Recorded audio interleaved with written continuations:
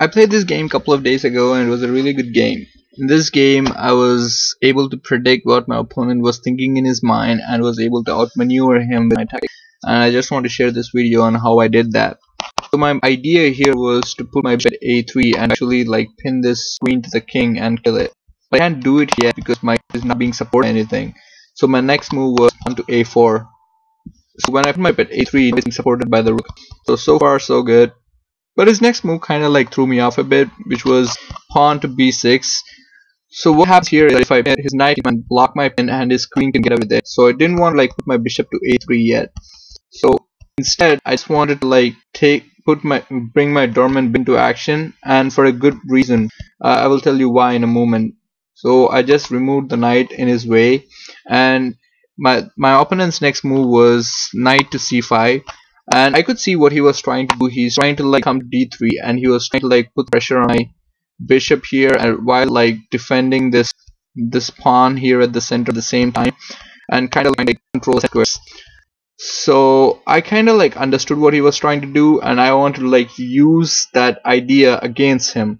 So I put my rook at e1 for a good reason. I knew that if he comes here, he can like actually completely fork my rook and bishop at the same time. But I did it for a reason. I'll tell you why. So now, sure enough, he actually puts his knight at d3. Now instead of instead of actually pinning the queen right now, like that won't do any good to me because if I do that, he can still like go back and block my pin. So what I did was to actually give him the choice to pick which one to kill between my rook and my bishop.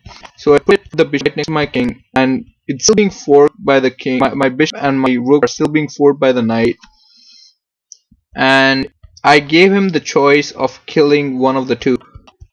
I knew that he's picked the rook. He completely doesn't realize that I can pin his queen to the king right now. Like he completely doesn't realize that, I was sure. And if I give him the choice of killing rook or the bishop, he's obviously going to choose the rook because the rook is worth 2 points more than the bishop. Sure enough, instead of the bishop, he actually chooses the rook, and he takes the rook.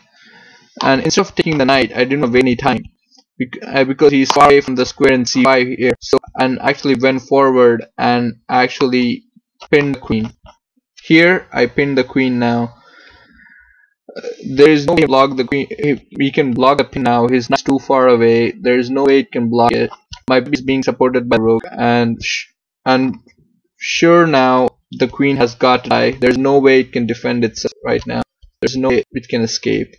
Sure enough, he tries to like come back to the position, but I didn't give him the time to come back and block my pin.